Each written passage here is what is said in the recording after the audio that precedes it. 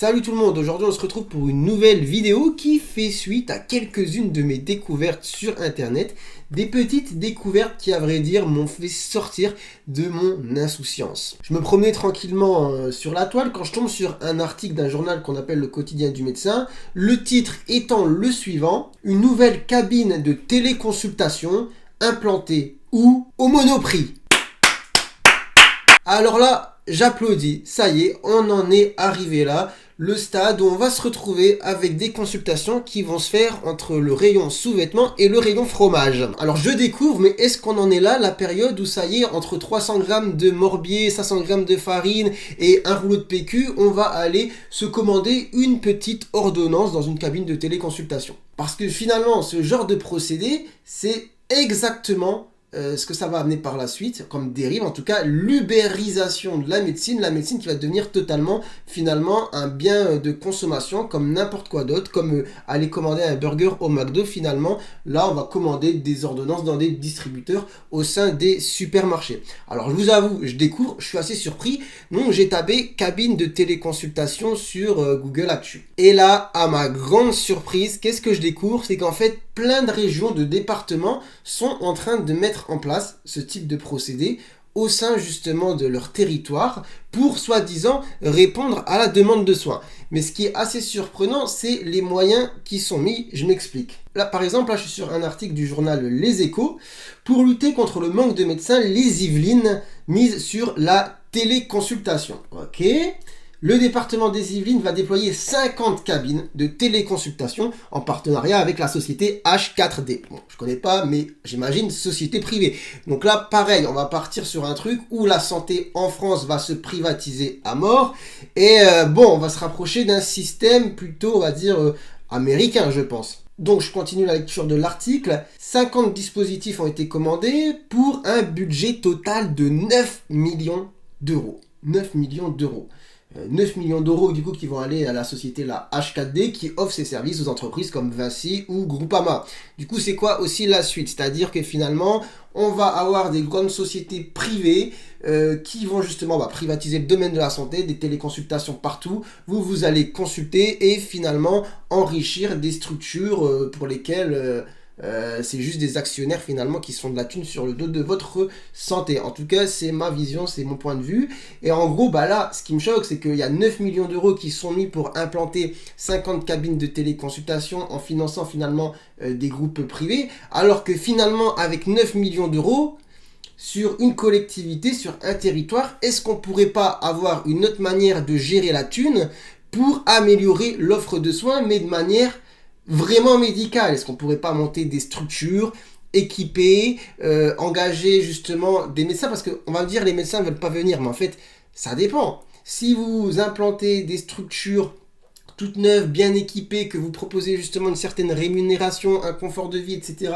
aux personnes qui vont venir travailler, pourquoi pas? C'est finalement comme c'est finalement comme n'importe quelle autre profession, hein. Si vous dites venez, mais je vous laisse pas finalement dans la merde, on met l'argent, on met les moyens pour que les choses se passent bien, on vous laisse pas tout seul dans un territoire vide avec aucun médecin, aucun paramédical, mais là on va mettre justement 9 millions d'euros sur la table pour créer des structures de soins, engager des médecins, des infirmiers, des kinés, et aussi améliorer, on va dire, l'attractivité sur le territoire en finançant peut-être justement, en donnant des subventions pour développer l'artisanat, créer des boulangeries, financer des boulangers, poissonniers, fromagers, je sais pas ce que vous voulez, implanter des commerces en ville, etc.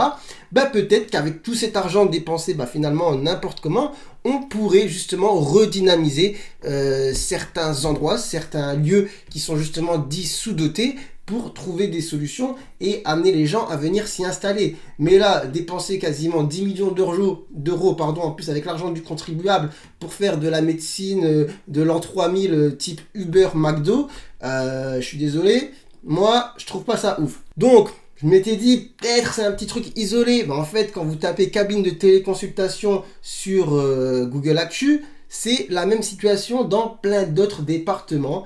Donc là, je suis sur le site 1.fr, AIN.fr, donc le département du 01.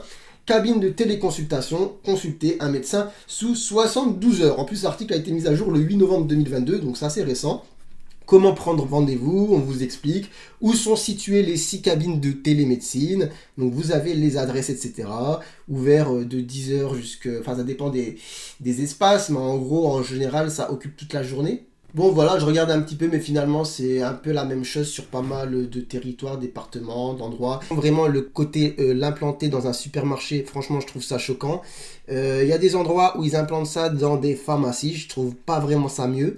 Dans tous les cas, on se retrouve dans une situation où pour pallier justement au manque de médecins dans certains endroits, aux zones sous-dotées, on met énormément d'argent sur la table pour trouver des moyens qui sont juste en train de dégrader finalement la médecine, d'en faire un bien de consommation comme un autre, et on ne trouve pas vraiment des solutions aux problèmes. Avec tout cet argent qui est utilisé, si on faisait justement appel aux personnes qui sont concernées, qui connaissent un petit peu justement comment les choses fonctionnent, on pourrait trouver des solutions pour investir cet argent public de la bonne manière pour dynamiser certains endroits, attirer justement des professionnels de santé, pas que médecins, pour offrir du soin et du vrai soin. Mais là, je suis désolé, prendre l'argent du contribuable pour financer des organismes privés afin d'ubériser la médecine et d'en faire un bien de consommation comme si finalement vous commandiez un burger sur Uber Eats,